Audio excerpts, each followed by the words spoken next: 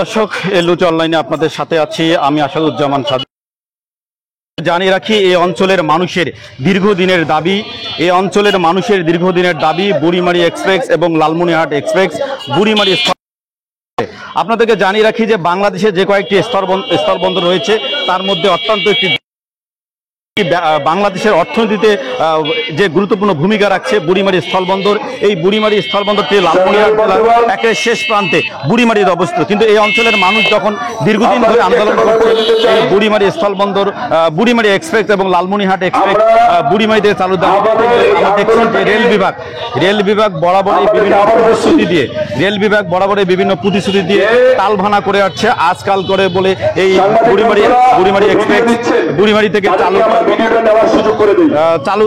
চালু করতেছে। বরাবরই এই অঞ্চলের মানুষের সঙ্গে কিন্তু তালবানা করছে রেল বিভাগ।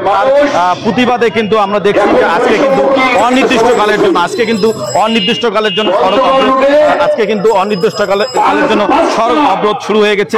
আপনাদেরকে জানিয়ে রাখি, এই মুহূর্তে আমরা দেখছি লালমনিরহাটের হাতিবান্ধায় এই আন্দোলনকারীরা, বিশেষ করে সর্বস্তরের মানুষজন কিন্তু রাস্তায় নেমেছে। তারা অলরেডি সড়ক পথ রেলপথ অবরুদ্ধ করে দিচ্ছে অনির্দিষ্টকালের জন্য। তারা বলছে যতক্ষণ পর্যন্ত বুড়িমারি এক্সপ্রেস ট্রেন বুড়িমারি থেকে চালু হবে না, ততক্ষণ পর্যন্ত এই অবরোধ চলবে।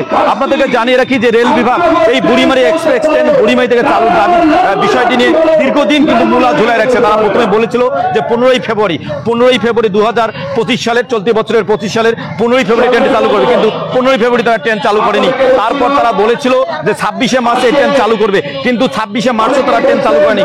সর্বশেষ তারা বলেছিল 15ই এপ্রিল এই ট্রেনটি চালু করবে, কিন্তু এই ট্রেনটি 15ই এপ্রিলও চালু করেনি। ফলে এই অঞ্চলের মানুষ কিন্তু বিক্ষুব্ধ হয়ে উঠেছে। তার দাবিতে আজকে আমরা দেখছি যে হাতিবান্ধায়, লালমনিরহাটের হাতিবান্ধার মেডিকেল মোড় এলাকায় ছাত্র জনতা কিন্তু আজকে সড়ক অবরোধ করছে।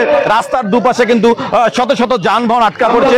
তারা কিন্তু সাধারণ মানুষের কোনো দুর্ভোগ যেন না হয় এজন্য অটো রিক্সা, ভ্যান, রিক্সা, এইসব ছোট যানবাহন কিন্তু তারা মোটরসাইকেল তারা কিন্তু চলাচলের সুযোগ করে দিয়েছে। তারা ট্রাক, বাস, মাইক্রো, ছোট মিনি বাস এবং রেলপথ তারা অবরোধ করছে। তারা বলছে যতক্ষণ পর্যন্ত বুড়িমারি এক্সপ্রেস ট্রেন বুড়িমারিতে আসবে না ততক্ষণ পর্যন্ত তাদের এই অবরোধ কর্মসূচি চলবে। আমরা দেখছি যে প্রচন্ড রোদ অপেক্ষা করে কিন্তু এই আন্দোলনকারীরা কিন্তু তারা সড়ক অবরোধ করছে। আসাদুজ্জামান সাজু, এলনুচি অনলাইন, লালমনিরহাট।